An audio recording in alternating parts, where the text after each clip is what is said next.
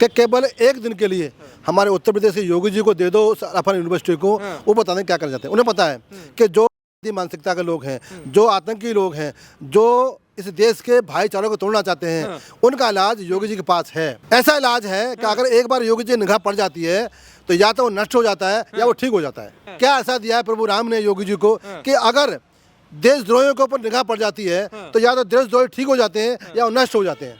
वो कलयुग के अवतार हैं, अवतरित पुरुष हैं। एक बार एक दिन के लिए इस हिंदुस्तान की कमान उनको दे दो, केवल एक दिन के लिए।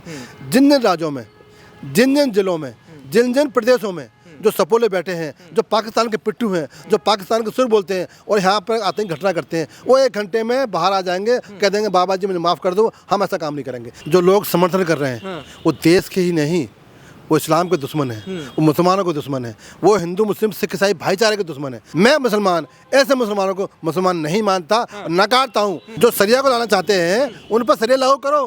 जब शरिया लागू होगी तो पता चल जाएगा शरिया का महत्व क्या है। त्यागी जी, हमारे देश में सपोले हैं। सांप तो है पाकिस्तान और सपोले हिंदुस्तान में कुछ छुपे हुए हैं। 10 नवंबर की जो घटना हुई लाल किले पर, जिन मानसिकता के लोगों ने, देश के सपोलों ने, देश के देशद्रोहियों ने जो ये घटना दी है, मैं उनको निंदा करता हूँ। और मैं हिंदुस्तान का मुसलमान उनका सामाजिक, धार्मिक, आर्थिक बहिष्कार करने के लिए ऐलान करता हूँ। और सभी मुस्लिम के देश के मुसलमानों से, सभी उलमाओं से, सभी जिम्मेदार व्यक्तियों से मैं अपील करता हूँ कि जो लोग इस पाए जा रहे हैं, चाहे डॉक्टर हो, चाहे इंजीनियर हो, चाहे कोई और भी लोग हों, जो भी किसी घटना में पाए जाते हैं, जिसने देश की राजधानी को दहलाने का काम किया, जिसने हमारे भाईचारे को तोड़ने का काम किया, जिसने मुसलमानों को बदनाम किया, जिसने इस्लामों को बदनाम किया है, उनकी सब लोगों को आकर इनकी मजम्मत करें, इनकी मुखालफत करें, इनका विरोध करें और इनका बहिष्कार करें। लेकिन समर्थन कर रहे हैं तमाम लोग तो बोलने के लिए तैयार ही नहीं। आप खुल के बोल रहे हैं, वो तो चुपके से निकल जाते हैं कि हम इस विषय पर बात नहीं करेंगे। त्यागी जी, जो लोग समर्थन कर रहे हैं वो देश के ही नहीं, वो इस्लाम के दुश्मन है, वो मुसलमानों के दुश्मन है, वो हिंदू मुस्लिम सिख ईसाई भाईचारे के दुश्मन है, जो सपोर्ट कर रहे हैं। इस्लाम तो मोहब्बत करना सिखाता है, इस्लाम तो स्वयं सेवक बनने की प्रेरणा देता है, इस्लाम तो इंसान बनने की प्रेरणा देता है, इस्लाम तो मोहब्बत करने की प्रेरणा देता है, इस्लाम तो पड़ोसी से प्यार करने की प्रेरणा देता है, इस्लाम तो अपने मुल्क से मोहब्बत करने की पैगाम देता है और अपने वतन पर कुर्बान होने का संदेश देता है। इस्लाम कभी भी निहत्थे को मारने की, बेगुनाहों को मारने की, बच्चों को मारने की प्रेरणा देता ही नहीं है। इस्लाम कहता है कि जिन लोगों ने बच्चों को मारा, जिन लोगों ने निहत्तों को मारा, जिन लोगों ने बेगुनाहों को मारा, जिन लोगों ने अपने देश के माहौल खराब किया, वो इस्लाम के दुश्मन है, वो मुसलमान हो ही नहीं सकते। लेकिन वो तो कहते हैं इस्लाम में जायज़ है बॉम्बिंग करना, बम बांध के फट जाना। वो इस्लाम का वो चेहरा दिखा रहे हैं जो कि इस्लाम में है ही नहीं। वो देश के दुश्मन है, वो मुसलमानों के दुश्मन है, वो इंसान के दुश्मन है, वो इस्लाम के दुश्मन है। मैं मुसलमान ऐसे मुसलमानों को मुसलमान नहीं मानता, नकारता हूँ। मैं कहता हूँ कि जो लोग ऐसे बयान देते हैं, मोदी जी या फिर अमित शाह जी एक कड़ा कानून लाएं, उनको फांसी की सजा दें और सरेआम दें, पत्थरों से सजा जाए। जैसे कि सऊदी अरब में कोई गुनाह करता है तो पत्थर जाता है, ऐसा ही मुसलमानों को जो लोग लिप्त हैं, जो लोग पकड़े जाते हैं, जिनके खिलाफ सबूत हैं, उनको सरेआम जुमे के दिन पत्थरों से जाए कि दूसरा कोई भी ऐसा इंसान काम ना कर सके। मतलब सऊदी वाला कानून, दुबई वाला कानून यहाँ लागू हो क्या अब? हाँ, उन मुसलमानों में लागू हो जो मोहब्बत करते हैं सरिया कानून से, जो सरिया को लाना चाहते हैं, उन पर सरिया लागू करो।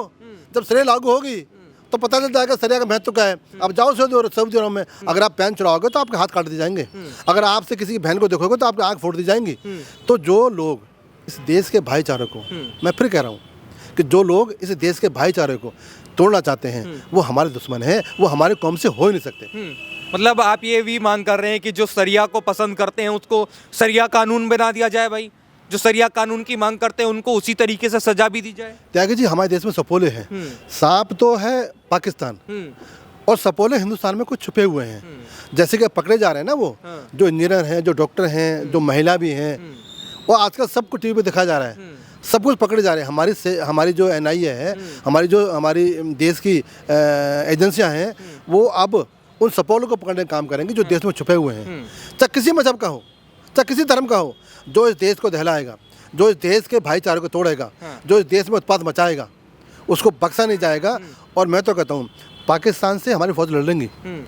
आज हम सबको एक होकर, हिंदू मुस्लिम सिख ईसाई को एक होकर उन सपोलों को पकड़ना है जो हमारे बीच में ही रहते हैं, हमारे नगरों में रहते हैं, हमारे गाँव में रहते हैं, हमारे शहरों में रहते हैं।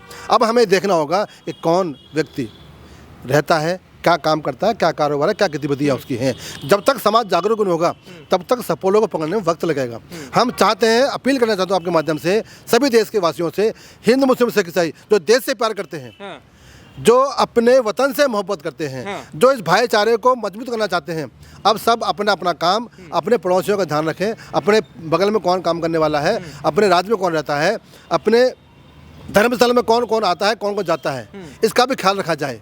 कम से कम मेरे मौलाना, मेरे मुफ्ती हैं, वो भी ध्यान रखें कि हमारे पास जो नमाज़ पढ़ने व्यक्ति आ रहा है वो कैसा व्यक्ति है, क्या उसकी प्रतिक्रिया है, क्या उसका काम है, इसको भी हमें ध्यान रखना पड़ेगा। तभी उन सपोलों को पकड़ेंगे हम। और चाहे वो सरकार के माध्यम से, चाहे मीडिया के माध्यम से, चाहे स्थानीय पुलिस के माध्यम से, चाहे सरकार की एजेंसियों के माध्यम से, हमें खबर देनी है कि ये व्यक्ति संदिग्ध है, उसकी जाँच हो और उसको फिर कानून सजा देगा। मतलब आप ये भी मांग कर रहे हैं कि भाई कोई व्यक्ति नमाज पढ़ने आता तो उसे पता चले कि वो कौन है, कहाँ से आया है, कोई बाहर का व्यक्ति है, क्या लगता है, मतलब ऐसी जांच करें। अब मौलवियों से उम्मीद कर रहे हैं आप? आज मुट्ठी भर लोग जो मुसलमान हैं, जो पकड़े जा रहे हैं, आज पूरे मुसलमानों को बदनाम कर रहे हैं, मेरे इस्लाम को बदनाम कर रहे हैं, मेरी मस्जिदों को बदनाम किया जाता है, हमारे मदरसों को बदनाम किया जाता है कि वहाँ मदरसे में पढ़ने गया था, वहाँ मस्जिद में नमाज़ पढ़ने गया था और आज आतंकी घटना पाया जाता है। तो कहीं ना कहीं मेरा इस्लाम बदनाम होता है, मुसलमान बदनाम होता है। और मेरे पवित्र स्थल जहाँ पर अल्लाह की वंदना होती है, जहाँ पर देश के लिए दुआ मांगी जाती है, जहाँ पर वृद्धों के लिए, बच्चों के लिए दुआ मांगी जाती है, जहाँ पर गरीबों के लिए दुआ मांगी जाती है, आज मेरी मस्जिद है, आज मेरी मदद से बदनाम किए जा रहे हैं उन मुट्ठी बोल लोगों से।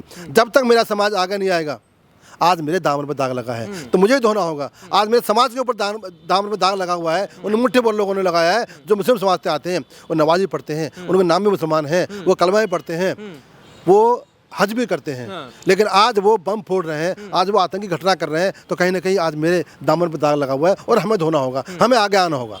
आप आगे आने की बात करें, उस अल-फलाह यूनिवर्सिटी के बारे में क्या कहेंगे? अब लोग कह रहे हैं भाई ऐसी यूनिवर्सिटी पे बुलडोजर चल जाए जिसमें से ऐसी आतंकवादी गतिविधियों में डॉक्टर पाए जा रहे हैं, ऐसे उसमें लिप्त हैं, क्या कहेंगे उसको लेकर? मैं मोदी जी से और अमित शाह जी से और खासकर हरियाणा के मुख्यमंत्री से मैं विनती करता हूँ कि केवल एक दिन के लिए हमारे उत्तर प्रदेश के योगी जी को दे दो अल्फा यूनिवर्सिटी को। वो पता नहीं क्या करना चाहते हैं। उन्हें पता है कि जो मानसिकता के लोग हैं, जो आतंकी लोग हैं, जो इस देश के भाईचारों को तोड़ना चाहते हैं, उनका इलाज योगी जी के पास है। ऐसा इलाज है कि अगर एक बार योगी जी निगाह पड़ जाती है तो या तो वो नष्ट हो जाता है या वो ठीक हो जाता है। ऐसा इलाज है क्या? पता नहीं क्या ऐसे दिया है भगवान ने, क्या ऐसा दिया है अल्लाह ने, क्या ऐसा दिया है प्रभु राम ने योगी जी को कि अगर देशद्रोहियों के ऊपर निगाह पड़ जाती है तो या तो देशद्रोही ठीक हो जाते हैं या वो नष्ट हो जाते हैं। तो मतलब एक दिन के लिए योगी जी के हवाले कर दें अल-फलाह यूनिवर्सिटी? मैं तो कहता हूँ एक दिन के लिए जहाँ जहाँ ऐसे लोग पैदा हो रहे हैं, पूरे देश को, हिंदुस्तान को योगी जी के हवाले करते हैं, मोदी जी। केवल एक दिन के लिए हिंदुस्तान की कमान दे दें मोदी जी योगी जी के लिए, तो पूरे हिंदुस्तान के अंदर जहाँ जहाँ सपोले हैं वो अपना बिल से बाहर आ जाएंगे अपने आप ही। मतलब ऐसा क्या है, कैसे आ जाएंगे, कुछ बताओ तो सही, क्या कहना चाह रहे हैं आप? मतलब एक दिन को अगर योगी जी के हाथ तो कमान दे दी पूरे देश की, तो सपोले किनको, मतलब किनको टारगेट कर रहे हैं आप? वो ऐसे शासक हैं जिनके पास में वस्त्र ऐसे हैं आम आदमी जैसे कि एक कुर्ता, एक धोती, एक घड़ी, एक चप्पल, मुश्किल से 3000-3500 का उनका सूट होगा पूरा। तख्त पर सोने वाला व्यक्ति है, घर को त्यागा हुआ है, उत्तर प्रदेश को परिवार माना है और सच्चा न्यायाधीश है, सच्चा पुजारी है, सच्चा धर्म का रक्षक है, सच्चा जन जन का नायक है। एक खूबियाँ नहीं, हजारों खूबियाँ हैं। और मैं तो कहता हूँ वो कलयुग के अवतार हैं, अवतरित पुरुष हैं। एक बार एक दिन के लिए इस हिंदुस्तान की कमान उनको दे दो, केवल एक दिन के लिए। जिन जिन राज्यों में, जिन जिन जिलों में, जिन जिन प्रदेशों में जो सपोले बैठे हैं, जो पाकिस्तान के पिट्ठू हैं, जो पाकिस्तान के सुर बोलते हैं और यहाँ पर आतंकी घटना करते हैं, वो 1 घंटे में बाहर आ जाएंगे, कह देंगे बाबा जी मुझे माफ़ कर दो, हम ऐसा काम नहीं करेंगे। जैसे उत्तर प्रदेश में देखा आपने कि पुलिस में जब थानों में डाल के आते थे पट्टी, कहे बाबा जी माफ़ कर दो, हम गुनाह नहीं करेंगे, बाबा जी माफ़ कर दो, हम गलत काम नहीं करेंगे, बाबा जी हमें माफ़ कर दो, पुलिस हमें माफ़ कर दे। तो ऐसा एक शासक है, ऐसा क्यों बनाए? वो तपा है। जब तक सोना तपेगा नहीं, कुंदन नहीं बनेगा। ये योगी तपे हुए हैं, वो तपस्वी हुए हैं, उन्होंने, उनके पास में धर्म नीति भी है, राजनीति भी है और उनके पास में एक अच्छे संस्कार भी हैं और वही शासक होता है जो पूरा संपूर्ण हो। अभी योगी जी का बयान आपने सुना होगा, उन्होंने कहा था कि कुछ लोग ऐसे भी हैं जो रहेंगे यहाँ का, रहेंगे यहीं, खाएंगे यहाँ का, लेकिन गुण गाएंगे पाकिस्तान का, वंदे मातरम नहीं गाएंगे। तो क्या संदेश देना चाहते हैं वंदे मातरम को लेकर? जब योगी जी ने कहा कि वे पूरे उत्तर प्रदेश के सभी स्कूलों में, मदरसों में वंदे मातरम गाया जाएगा, तो उसके बाद लोग कह रहे कि भाई ये योगी जी कौन सा आदेश लिया है, हम पे थोपना चाहते हैं ये सब चीज़ें। सबसे पहले तो मेरे देश के मुसलमानों, हाँ। राष्ट्रगान ना बीजेपी का है, हाँ। ना कांग्रेस का है, ना सपा का है, ना बसपा का है, ना ममता का है, ना अरविंद केजरीवाल का, किसी का नहीं है। ये मेरे राष्ट्र का गान है हाँ। और राष्ट्र मेरी आत्मा है। जब मैं अपने राष्ट्र के लिए गान नहीं गा सकता तो मैं देश से मोहब्बत कैसे करूँगा? राष्ट्रगान गाने से देश के प्रति समर्पण भाव आता है, देश के प्रति। वंदे मातरम, जब हम वंदे मातरम गाते हैं तो वंदे मातरम गाने के, जब हम गाते हैं वंदे मातरम, तो उस गाने के साथ साथ हमें देश के प्यार आता है, हमें देश से मोहब्बत आती है, हमें देश के प्रति सद्भावना पैदा होती है, देश के प्रति कर्तव्य पैदा होता है। ये नहीं है कि हम वंदे मातरम नहीं गाएंगे तो कहीं ना कहीं देश से हम धोखा करेंगे, हम अपने वतन से गद्दारी करेंगे। और इस्लाम तो कहता है, आप कुरान की बात मानो, इस्लाम की बात मानो।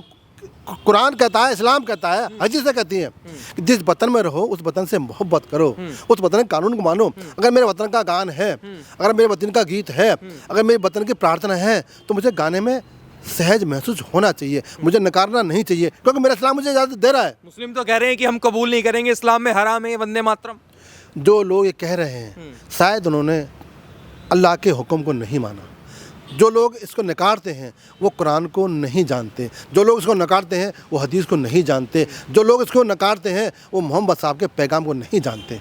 वतन आदि मोहब्बत का पैगाम देता है इस्लाम, और वतन से बड़ी कोई चीज़ नहीं हो सकती। वतन है तो हम हैं, वतन है तो हमारा वजूद है, वतन है तो हमारा सम्मान है, वतन नहीं है तो हमारा कुछ भी नहीं है।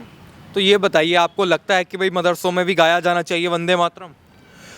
वतन से मैं ही क्यों, जन जन गाए, घर घर गाए, हर व्यक्ति गाए। मदरसाएं क्यों, मस्जिदें क्यों, हर व्यक्ति को गाना चाहिए, हर इंसान को गाना चाहिए, हर घर में ये गाना होना चाहिए, क्योंकि राष्ट्र की गीत है, ये मेरे राष्ट्र का गीत है, ये मेरे आत्मा का गीत है। आत्मा सुरक्षित है, मैं सुरक्षित हूँ, तो राष्ट्र गीत गाने से मुझे गर्व होता है। जो लोग मुस्लिम इस तरीके की बातें कर रहे हैं कि ये जो दिल्ली में जो घटना हुई है मुसलमानों को फंसाने के लिए किया गया है, बीजेपी की इसमें साजिश है, तो उन लोगों को क्या कहेंगे, मतलब जो इनडायरेक्टली एक तरह से उस घटना का समर्थन भी कर रहे हैं? जो उन मुसलमानों को समर्थन कर रहे हैं, जो दिल्ली की घटना में लिप्त हैं, वो कहीं ना कहीं उनको सपोर्ट कर रहे हैं, और ऐसे व्यक्तियों के ऊपर भी कानूनी कार्रवाई होनी चाहिए। योगी जी, मोदी जी से मेरा निवेदन है, जो लोग आतंकियों को कवर फाइट देते हैं, चाहे वो किसी व्यक्ति को ना हो, चाहे मुस्लिम समाज का हो, चाहे किसी पार्टी का को ना हो, जो लोग ऐसी घटनाओं का सपोर्ट करते हैं और उन आतंकियों को कवर फाइट देते हैं, वो देश के दुश्मन हैं। ऐसा कानून लाया जाए कि जो कि ऐसे व्यक्ति को जो सपोर्ट करेगा उसके लिए भी देशद्रोह का मुकदमा दर्ज होना चाहिए। मतलब कोई ऐसा कानून बने, क्या लगता है? बिल्कुल, जो आतंकियों को सपोर्ट करे, जो लुटेरों को सपोर्ट करे, जो ऐसी मानसिकता को सपोर्ट करे जो देश के लिए घातक हो, उसके लिए देशद्रोह का मुकदमा कायम होना चाहिए। ऐसा कानून लाना चाहिए कि जो लोग सपोर्ट करते हैं, चाहे कोई पार्टी को ना हो, चाहे उसका विशेष समुदाय के लोग को ना हो, चाहे मुस्लिम समाज के को ना हो, चाहे हिंदू समाज को ना हो, जो भी सपोर्ट करता है आतंकियों को, जो भी सपोर्ट करता है इस घटनाओं को, उसके ऊपर भी देशद्रोह का मुकदमा होना चाहिए। एक आखिरी सवाल मेरा ये है कि उन लोगों से, अब जो लोगों के मन में डर है कि बताइए जो पढ़ा लिखा इंसान भी ऐसी घटना कर रहा है, आतंकी बन जाता है, तो पहले तो कहते थे अनपढ़ है, बहक गया होगा, भटके हुए युवा हैं, लेकिन कुछ लोग अब पढ़े लिख कर भी ऐसा काम कर रहे हैं, कैसे मतलब ये चीज़ें दूर होंगी? त्यागी जी, आने वाला कल बहुत अच्छा नहीं दिख रहा हमारे को। जब हिंदुस्तान का हिंदू, मुस्लिम, सिख, ईसाई डॉक्टर को भगवान का रूप मानता है, अगर डॉक्टर ही ऐसा काम करेगा तो विश्वास कौन करेगा? आज दुविधा है हमारी, हम टोपी लगा के जब हम चलते हैं तो आज हमें डर लगता है कि हमारा जो हिंदू समाज है, जो आहत है हमारे कुकर्म से, कुकर्म ही है ये हमारा समाज कर रहा है ना। चाहे कश्मीर में लो, चाहे आज लो, चाहे बरेली में लो, चाहे सहारनपुर में लो, चाहे अलीगढ़ में लो, कहीं भी लो, जो घटना में जो पाई जाती हैं वो मुसलमान के बच्चे ही क्यों पाए जाते हैं, मुसलमान के युवा क्यों ही पाए जाते हैं?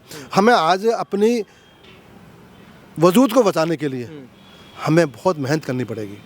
आज हमारे आंखों से आंसू आ जाते हैं कि जब देखते हैं कि मुसलमान का इंजीनियर या मुसलमान का डॉक्टर ऐसी घटनाओं में लिप्त है जो कि हदीस में नहीं है, कुरान में नहीं है, अल्लाह के हुक्म में नहीं है, नबी के पैगाम में नहीं है। तो कहीं ना कहीं आज हमारा इस्लाम, आज हमारा वजूद, मुसलमानों का वजूद भी खतरे में, कटघरे में खड़ा होता है। तो इसके धोने के लिए बड़ी मेहनत करनी पड़ेगी। और मैं तो कहता हूँ धन्य हो हिंदू समाज कि अभी मोहब्बत करता है हमारे से। वो अभी भी नहीं अभी उसने नकारा नहीं हमें, अभी मोहब्बत करता है, कहता है कि हाँ मुट्ठी भर लोग हो सकते हैं, लेकिन आज मुस्लिम समाज अभी भी बहुत अच्छा है। लेकिन आज मुस्लिम समाज को आगे आना पड़ेगा। उन देशद्रोहियों का, उन उत्पातियों का, उन मानसिकता के लोगों का, उन उग्रवादियों का, उन आतंकवादियों का जो घटना में लिप्त हैं उनका विरोध करना होगा। अगर नहीं करेंगे तो आने वाला समय बहुत भयावह होने वाला है। और ये देश के लिए खतरनाक है, ये इस्लाम के लिए खतरनाक है, ये हमारे मज़हब के लिए खतरनाक है और मुसलमानों के लिए भी खतरनाक है। आज हम सबको आगे आना पड़ेगा और इनका बहिष्कार करना होगा।